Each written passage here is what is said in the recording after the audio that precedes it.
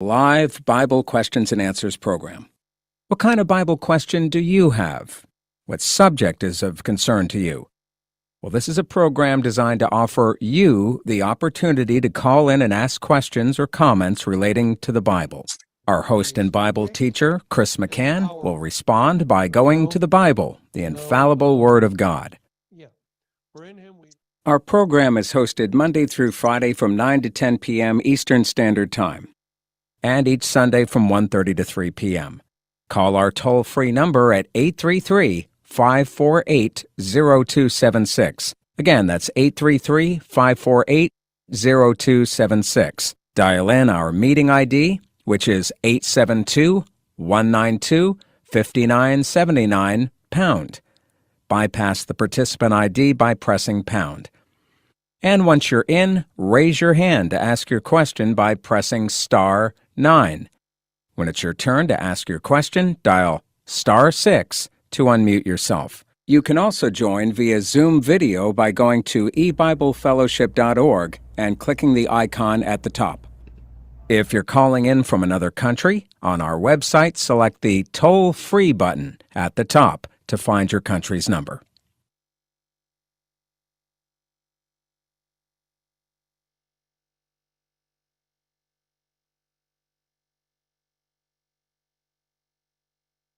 Good evening, everyone. Welcome to E-Bible Fellowship's Open Forum program. Tonight, we're going to open up the phone line to take your call, and each listener is invited to give us a call by following the directions that are on the screen.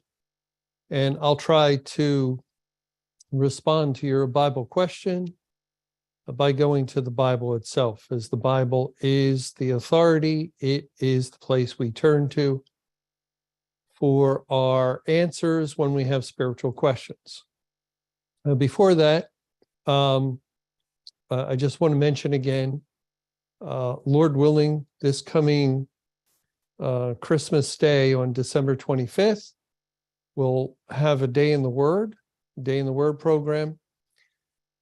And as part of that, we hope to have a virtual choir. And if any listeners are interested in joining with that virtual choir, I believe the hymn will be Joy to the World.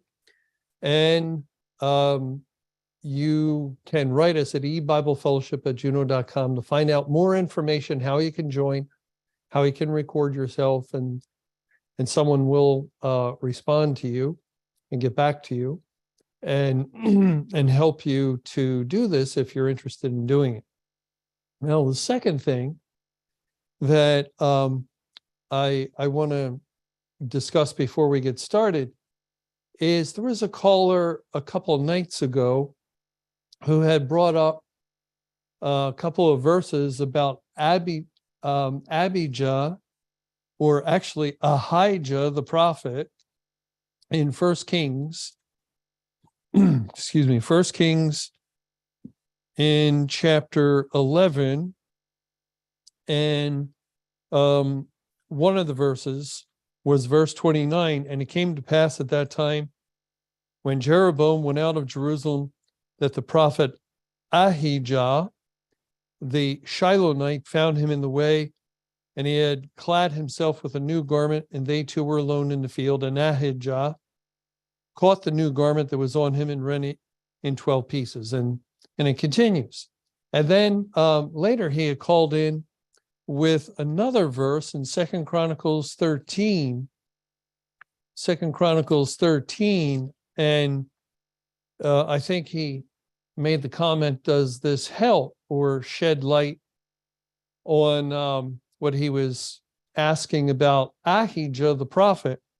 And in 2 Chronicles 13, in verse 4, it says, and Abijah stood up upon Mount Zemarium, which is in Mount Ephraim, and said, hear me, thou Jeroboam, and all Israel. And then it continues basically with a condemnation of Jeroboam. Verse 6, yet Jeroboam, the son of Nebat, the servant of Solomon, the son of David, is risen up and has rebelled against his Lord. And there are gathered unto him vain men, the children of Belial. And I just want to point out, and I didn't notice this the other night, that these are two different men. That the first man in 1 Kings is a prophet named Ahijah, A-H-I-Yah, J-A-H, Ahijah, while the man here in 2 Chronicles 13 is a king.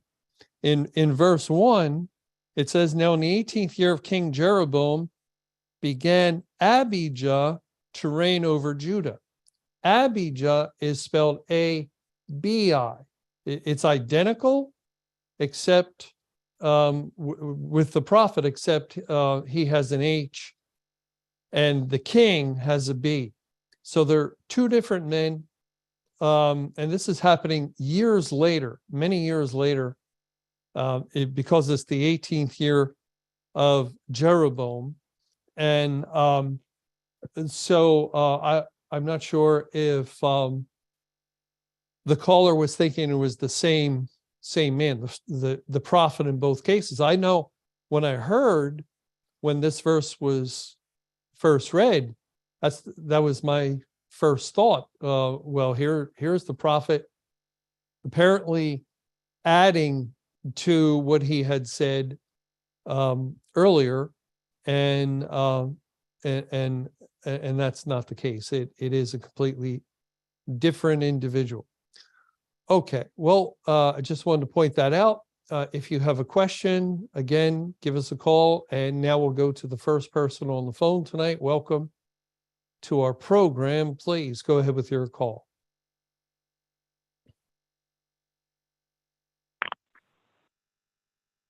Hello. Hi, Chris. Hi, Chris. Why was the proof so great for October 7th of 2015? And was that the last day of the Feast of Tabernacles? And you think the closer we get to 2033 that the Lord might reveal why those proofs were so great? And I'll take your response, Chris.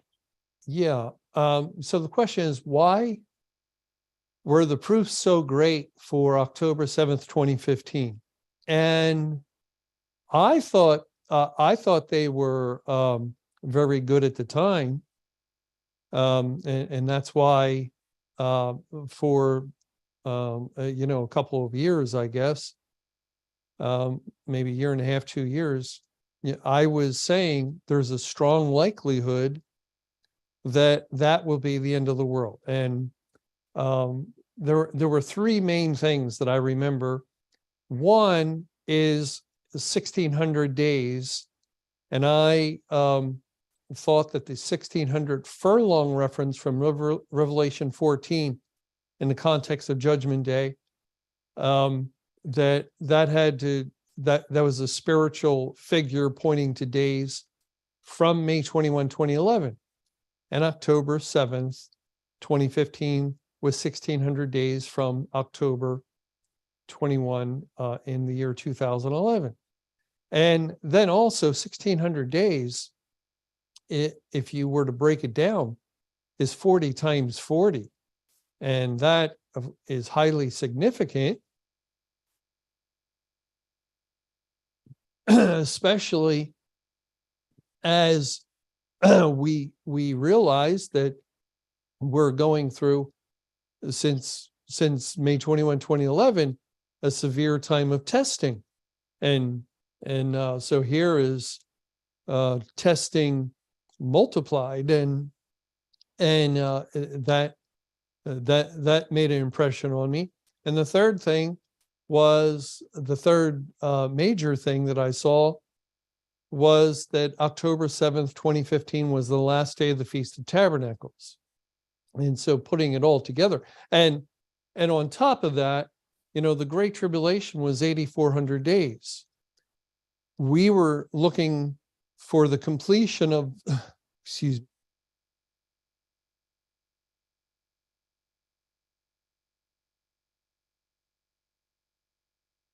excuse me, we were looking for the completion of the prolonged Judgment Day period, and 1,600 days added to 8,400 days came to the number 10,000. And number 10 in the Bible points to completion, and here is 10,000. So that's, I think 10 times 10 is 100, times 10 you have 1,000, times 10 you have 10,000. So it was 10 to the fourth power.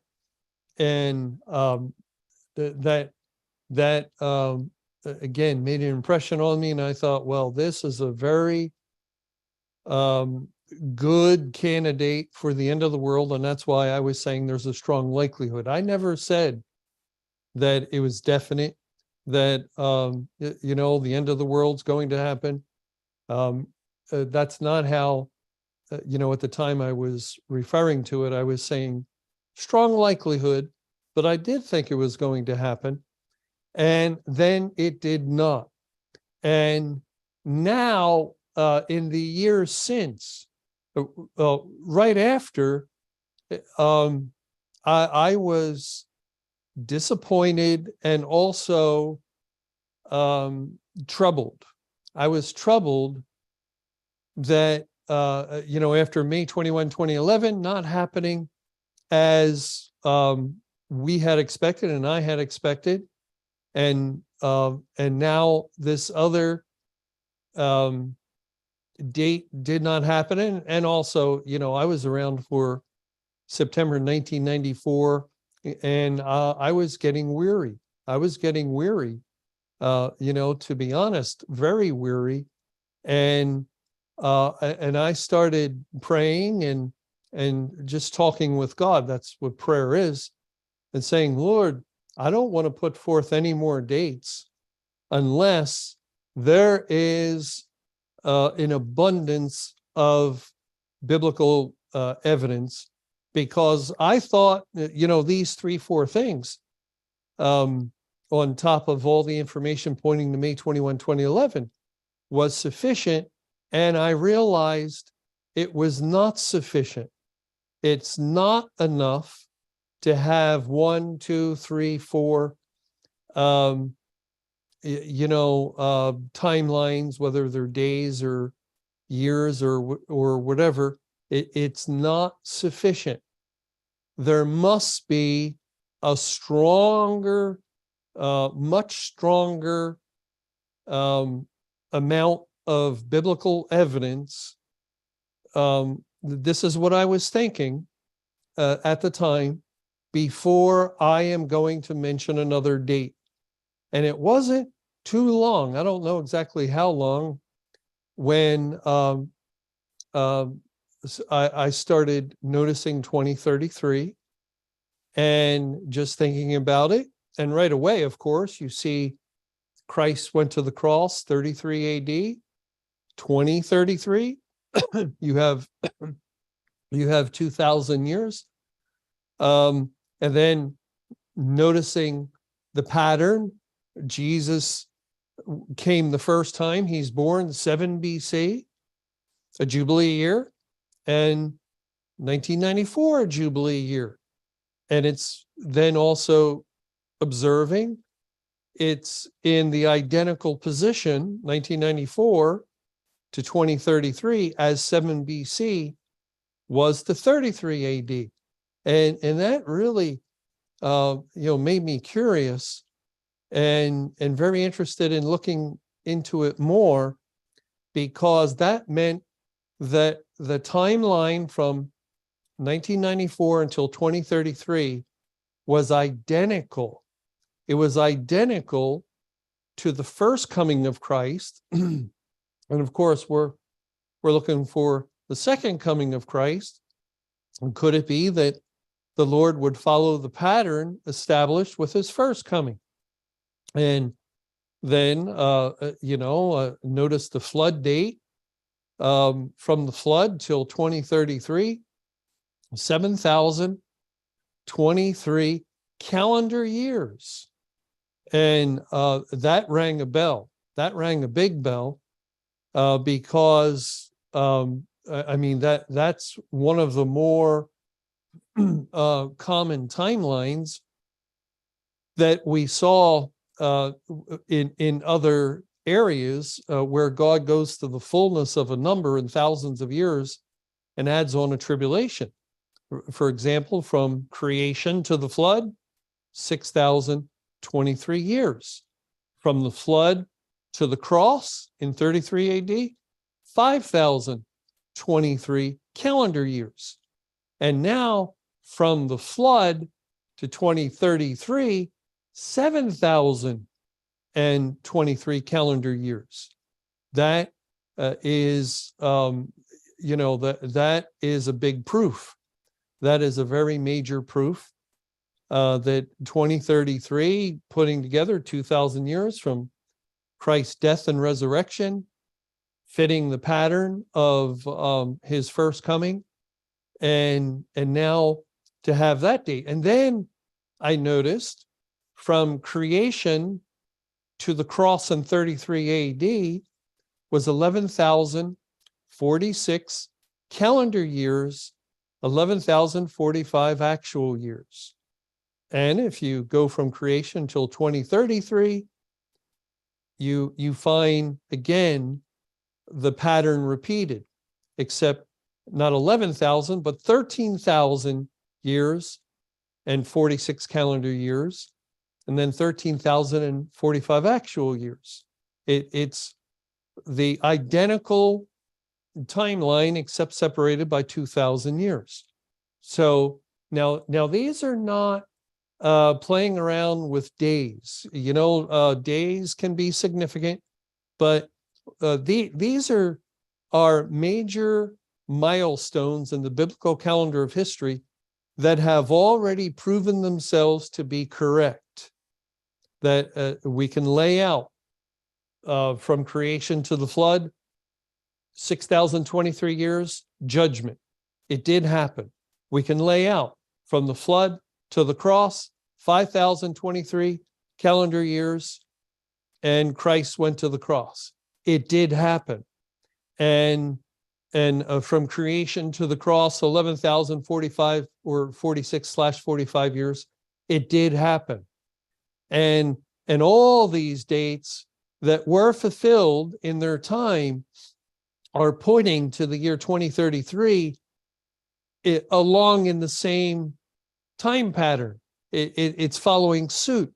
We're not making anything up. We're not doing anything out of ordinary as far as these time relationships are concerned. We are following the identical format, and it's pointing to a specific year. And then, there's just much other information. The laying of the foundation in the year 967 upon the death of David to the cross in 33 AD, 1,000 calendar years. The laying of the foundation in 967 to 2033, 3,000 calendar years. And again, 3,000 is a very significant number, following another timeline proof that was fulfilled with the first coming of Christ, and now it's pointing to a specific year for the what we would say is the conclusion of the second coming of Christ and the end of the world. And there's numbers more. And so I just kept looking, and more information started being added, and then as I was looking at all this, then the Lord began opening up confirmation, really, that he did bring Judgment Day to pass regarding the fall of Babylon. It's a very important, it's an extremely important confirmation that we learn Babylon represents the world, and God says Babylon is fallen. and he says it 3 times in the Bible. And then we saw that in Mark 3 and other passages, a house divided cannot stand, a kingdom divided cannot stand. If Satan be divided, he cannot stand but has an end. And so we noticed division is, it's key concerning a house that is fallen, because if you cannot stand, you've fallen. And if God, the Lord Jesus, came as the judge on May 21, 2011, then the world was fallen, and there should be evidence of that spiritually. And we get this from the Bible. I don't recall any time in the past hearing any kind of teaching or message, well, in the day of judgment, the world's going to be super divided, that man will rise up against his fellow man in practically every area and facet of society, and about the craziest things, the most, mad things imaginable, over gender and over all sorts of things that who could have ever even imagined. And yet we have people at each other's throats all over the world, in nation after nation after nation. Division, division, division. Why so much division? Never has there been this kind of division. Why at this time, given all these biblical, proofs, and given the fact that the Bible insists it's Judgment Day, and if it's Judgment Day, Christ has come, and the kingdom of Satan has fallen, and here is, we learn first from the Bible that a house divided cannot stand, and that means you'll see division. You'll see division. Just look at Daniel 5, when the king sees the writing on the wall, and it's interpreted. Your kingdom is divided, is one of the interpretations, and given to the Medes and the Persians. And the name Persian, Perez, comes from the word that means to divide. It's given to the dividers. And there's that verse in Luke where Jesus said, who made me, man, who made me a judge and a divider over you? Judge and divider. So all this, it's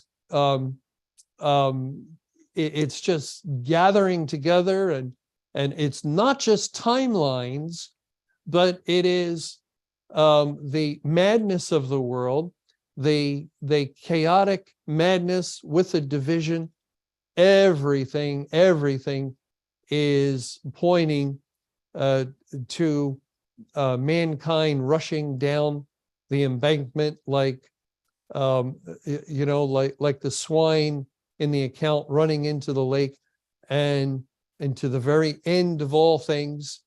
And we do have, in 2033, we have a much greater time path for the end of the world than October 7th, 2015. It dwarfs it than anything.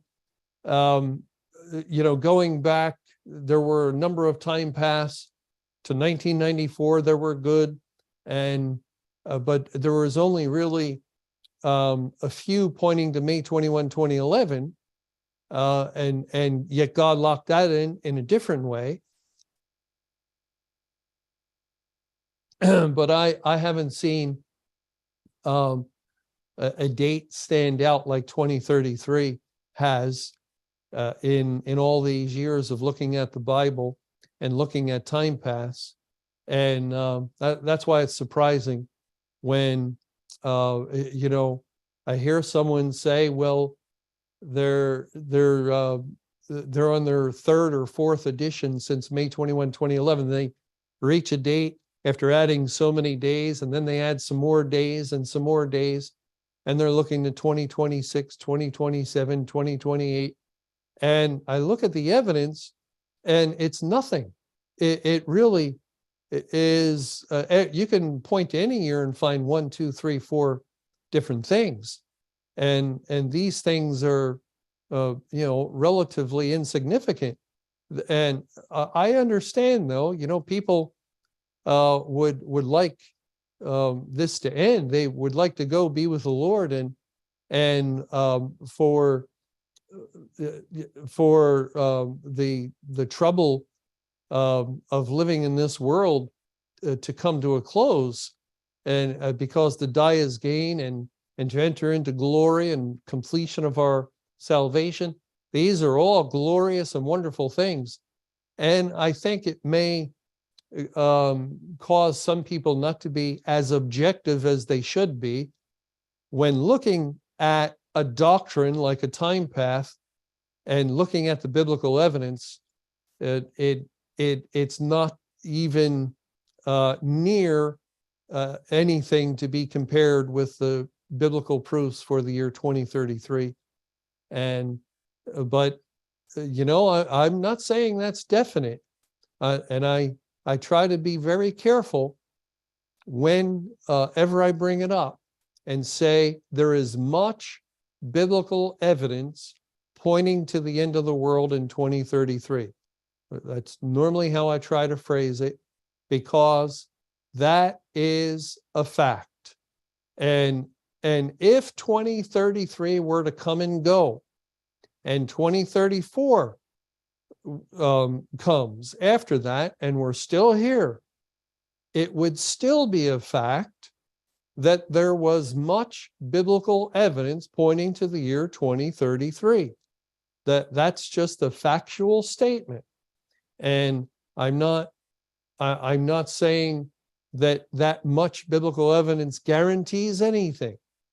We don't have to put any exclamation points after anything, because we're not warning people. We're not trying to stir people up and get them to go to God in any way. That's over and done with. The time for blowing the trumpet as a watchman and warning the people that the sword is coming, that was in the days leading up to May 21, 2011.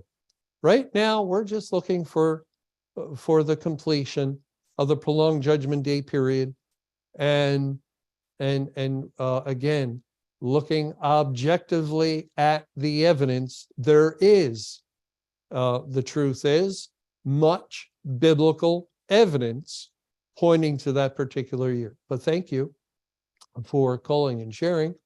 And let's go now to the next person on the phone tonight. Welcome to our open forum program. Please go ahead with your call. Hi, Chris.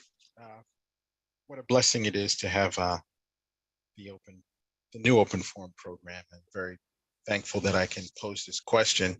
Can you go to Daniel chapter 4, verse 23? You're going in and out. Daniel 4, was it 23? That's correct. Is it better now?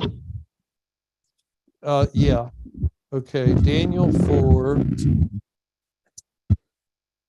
verse 23.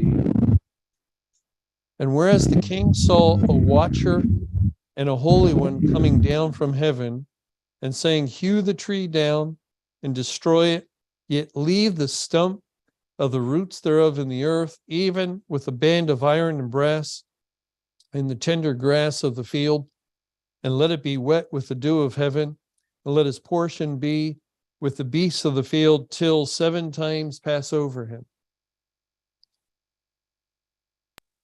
Thanks, Chris. And could you go to Mark chapter 5, verse 7 through 10?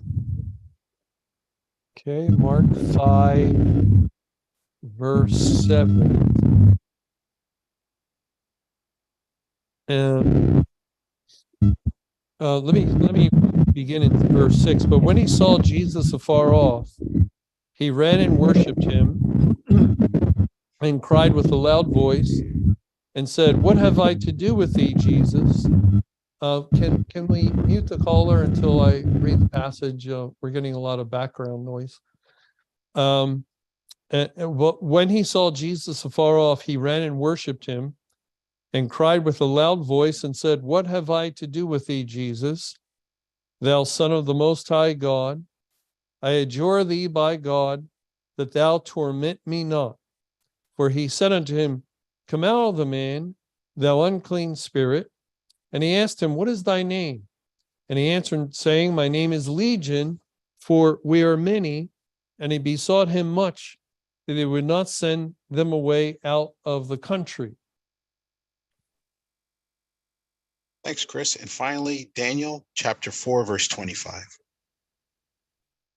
Okay, Daniel 4:25.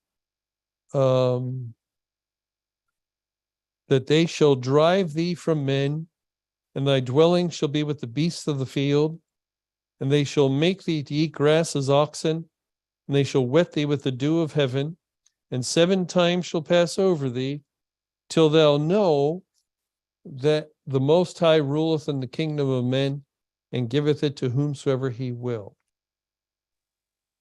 Okay, Chris, it seems to me that the punishment of being destroyed and the similarity with King Nebuchadnezzar, who was driven from his kingdom and cut down, and as a stump being left, and had to eat the grass of the field, reminds me of how is it possible that Satan can still be a roaring lion even in this time, when Christ has come ruling with a rod of iron who cut Satan down. And if all the elect have been sealed with God, how can Satan be roaring, seeking whom he may devour, when God has shut the door? So I was wondering, seeing how Satan has lost his authority and now is in a state of torment and being destroyed, and losing it and being driven away and being as lowest to the grass of the earth, which would kind of represent man, because the grass of the field represents man. How can Satan still be a roaring lion seeking whom he may devour when the door is shut? Well, I don't know if we can use Daniel 4. Daniel 4, to me, is one of the most complicated chapters in the Bible. And you see, the problem is that if we look at Nebuchadnezzar and the time of his madness, and that's, what the dream is telling us. Historically, he went mad, and he went out and started eating grass like a beast. If we look at that as though it's the end of it's the end of the Great Tribulation, is what you're saying, because it's Judgment Day at the end of the Great Tribulation, and then his kingdom, typified by the tree, is cut down. Now that's correct. The tree does represent him and his kingdom. But if we're saying that Daniel 4 is pointing to that on May 21, 2011, then what do we do when it's restored and at the end of the days? In verse 34, I, Nebuchadnezzar, lifted up mine eyes unto heaven, and mine understanding returned unto me. And I blessed the Most High, and I praised and honored him that liveth forever, whose dominion is an everlasting dominion, and his kingdom is from generation to generation. Okay, well, maybe this praising of God somehow fits in with, spiritually speaking, every knee will bow and every tongue confess. Okay, maybe that fits, but it goes on. And all the inhabitants of the earth are reputed as nothing, and he doeth according to his will in the army of heaven and among the inhabitants of the earth, and none can stay his hand or say unto him, What doest thou? At the same time, my reason returned unto me, and for the glory of my kingdom, mine honor and brightness returned unto me, And my counselors and my lords sought unto me, and I was established in my kingdom, and excellent majesty, excellent majesty was added unto me. Now, how is that possible? How's that possible? Again, looking at it, May 21, 2011, his kingdom's cut down, and he becomes like this beast. And then 7 times passes over. He's restored to sanity historically, but it points to a restoration of his kingdom, and all of his lords and counselors once again seek unto him, and even more excellent majesty is added to him. Well, when would that be? Would that be the very last day, the end of the world? Well, that if the cutting down of the tree is May 21, 2011, and the 7 times would be the prolonged Judgment Day period, then it would have to be the end of the world with this restoration.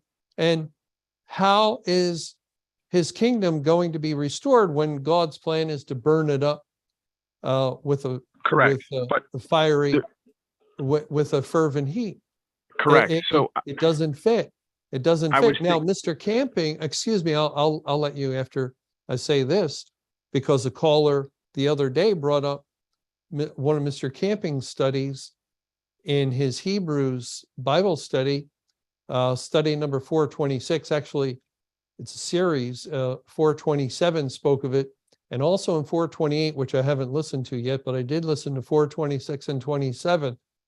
And Mr. Camping at that time was basically saying that that this is speaking of Satan, who will be given rule over all the unsaved in hell, in a place called hell, for all eternity. And we've learned, well, that can't be the answer. There is no place called hell that God will torment sinners for all eternity. We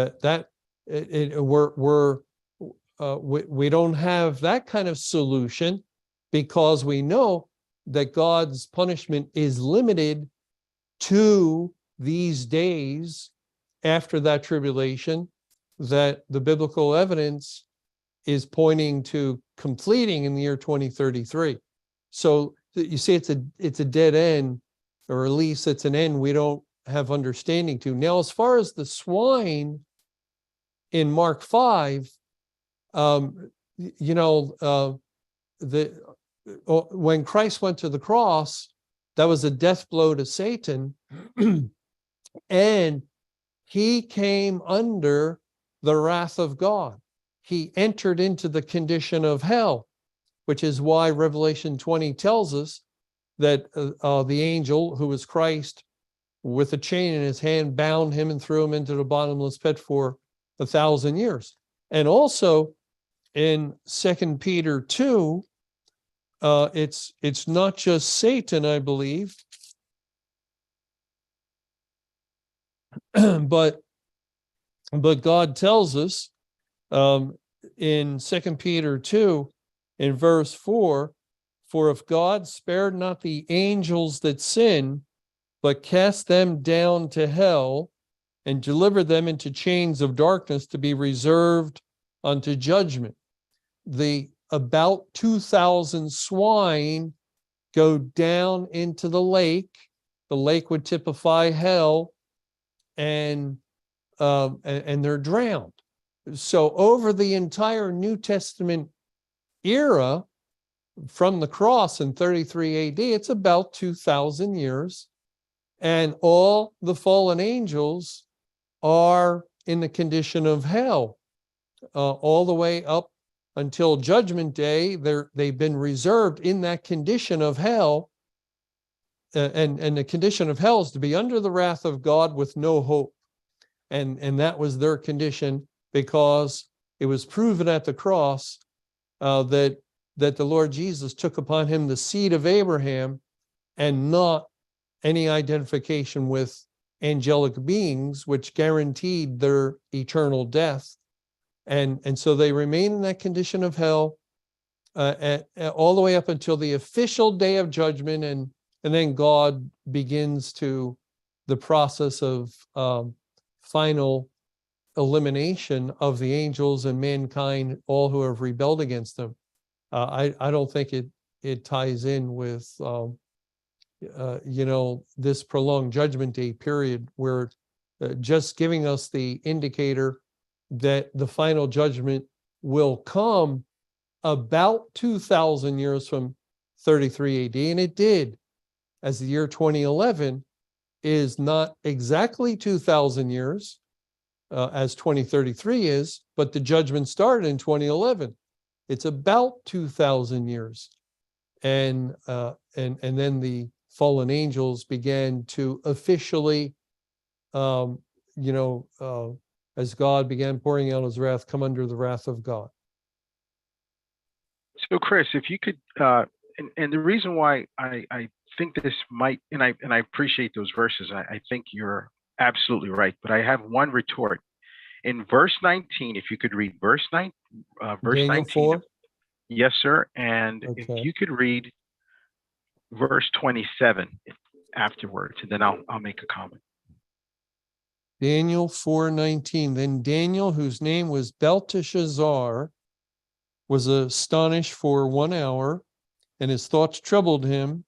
The king spake and said, Belteshazzar, let not the dream or the interpretation thereof trouble thee. Belteshazzar answered and said, My lord, the dream be to them that hate thee, and the interpretation thereof to thine enemies. And verse 26. 27. 27. Wherefore, O king, let my counsel be acceptable unto thee, and break off thy sins by righteousness, and thine iniquities by showing mercy to the poor, if it may be a lengthening of thy tranquility. So, Chris, I'm going to defer to you, but it appears to me that these verses tend to show that Satan is only being given a glimpse of what is to take place, meaning it's a dream, just like the dream or the parable of Lazarus and Abraham with the great gulf fixed. If we take the dream in its totality and just look at it from moment to moment, I think we could possibly be going a little bit further as opposed to the full context of the dream of showing what is going to happen to Satan, because the timeline is not ready to reveal it based on what's happening with Nebuchadnezzar. Because we do know his son was slain and the kingdom was given to Cyrus. So Nebuchadnezzar actually could not be a full picture of the end, but that dream itself could be a picture of the destruction. So I hope I'm able to convey that clearly, that it's not designed to have a full picture. It within the chapter, within the dream itself, and the statements concerning the dream and its interpretation, they all must harmonize. And when we find, okay, we think we have a conclusion, this is what the dream represents, this is what it means when the tree is cut down, this is what it means when he's a beast and or going about as a beast for 7 times, and that's what we're understanding, and that all is a possibility, a legitimate possibility, and everything has to fit. That's the way we confirm our accuracy. If it doesn't fit, then we have something off. It's just like when we're studying anything in the Bible, and we come to a verse and same process, but different scripture, and we come to a conclusion. Then we take the conclusion against the whole of the Bible, and if it fails to harmonize, we can't go with the conclusion. And that's how it is here. We can't get out of the chapter with that understanding unless we're missing something that is, there has to be explanation concerning this excellent majesty being added to him at a point that we would think is the very end of the world. It's like we have that piece of a puzzle, and it sure looks like it should fit here, but it doesn't. And the problem with Daniel 4 that I'm having is there's much evidence that he's called a beast. He grows his hair like eagle's feathers, his nails like bird's claws. When we think of the beast, what do we think of? Revelation 13, Satan called the beast, the eagle's feathers, and God speaks a couple of times of the judgment on the church with having to do with eagles, even in Matthew 24. Wheresoever the carcass is, there will the eagles be gathered together. And those items, even the reference to the end of 12 months, the end of the acceptable year of the Lord, or perhaps the end of the sending forth of the gospel using the churches. Those things point to the period of him being this wild man during the Great Tribulation. But that doesn't fit, because then he has his sanity restored, which means he stops being a beast. And it's at that point that excellent majesty is added unto him, and his lords and counselors seek him. Well, it's during the Great Tribulation when Satan is given excellent majesty. He has the greatest rule during the Great Tribulation, when he's the beast, than at any other time, previously or afterward. So again, that concluding section, it doesn't allow us to go with that idea. No harmony. Another thought, might as well lay it all out, would be that it's speaking of the cross, and the tree is cut down, Satan is bound, his kingdom is limited because he's bound within the bottomless pit for the church age for 1,000 years, and he becomes the beast. He becomes the beast over that course of time. That's one possibility, and yet there's problems with that too. So those are the three main ways of looking at it, and each one has something that kind of stops you in your tracks, and that's why it's so difficult. Is there an answer? Yes. Is it staring us on the page right before our eyes? Yes. But it requires God's Spirit to open our eyes to see it. But thank you. I appreciate the call. And let's go now to the next person on the phone tonight. Welcome to our new open forum program. Please go ahead with your call. Hi, Chris. Two places. First is Exodus 1, verses 8 to 11. Exodus 1, starting in verse 8. Now there arose up a new king over Egypt, which knew not Joseph. And he said unto his people, Behold, the people of the children of Israel are more and mightier than we. Come on, let us deal wisely with them, lest they multiply, and it come to pass that when there falleth out any war, they join also unto our enemies and fight against us, and so get them up out of the land. Therefore, they did set over them taskmasters to afflict them with their burdens, and they built for Pharaoh treasure cities, Pithom and Ramses. And then Genesis 6, 5 to 7. Okay, Genesis chapter 6, verse 5. And Jehovah saw that the wickedness of man was great in the earth, and that every imagination of the thoughts of his heart was only evil continually. And it repented Jehovah that he had made man on the earth, and it grieved him in his heart. And Jehovah said, I will destroy man whom I have created from the face of the earth, both man and beast, and the creeping thing and the fowls of the air, for it repenteth me that I've made them. It seems here in Genesis, as in other places of the Bible, that the Lord lays out people's sin or rebellion, or they did not hearken, and then the wrath comes.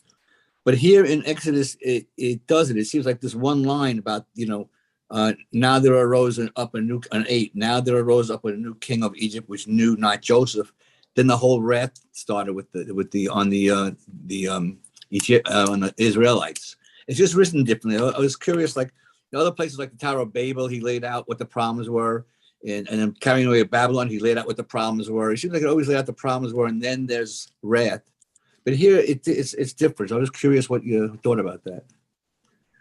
Well,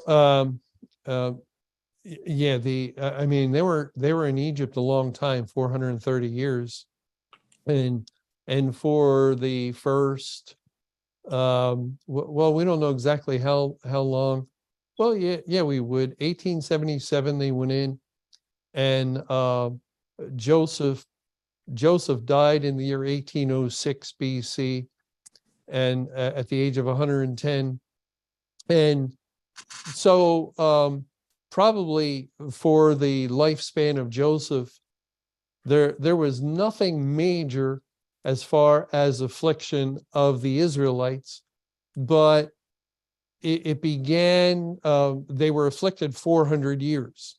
So that tells us 30 years after 1877, in 1847, the affliction began, but it would have been minor and slowly developing, slowly increasing until, this Pharaoh who knew not Joseph, Joseph has passed away, and now the children of Israel are multiplying. They're getting more numerous, which is a threat to the Egyptians. And it's never easy being a foreign people in another land. Being a stranger is never easy, and so you get politicians. And that's what the king is, and he starts to think, well, this will be a way to unify the people against another people, and so the Jews were the objects, the target, and it greatly increased their power, and finally it got to the point of slavery, and so forth. Now this Egypt can be a picture of the world, and the Israelites during this period of time, especially the 400 years of affliction, 440 times 10, complete testing of the people of God.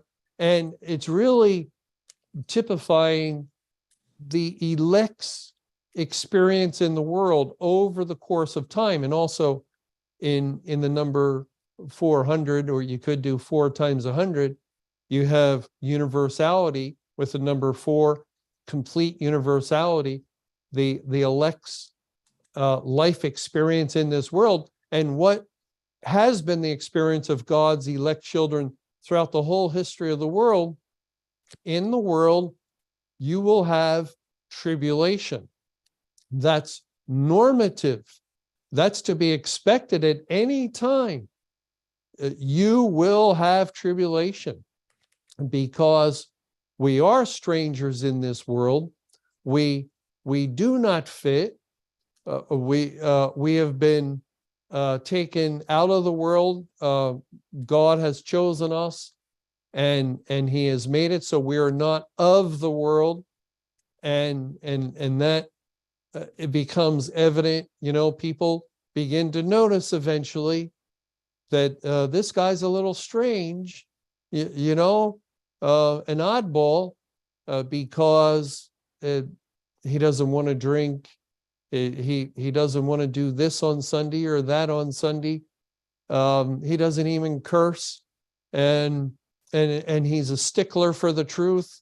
He wants to tell the truth all the time. He doesn't lie. Now, what kind of person in this world doesn't lie?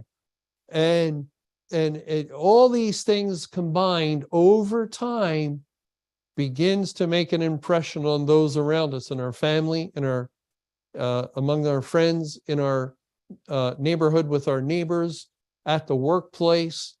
And typically affliction arises in one way or another.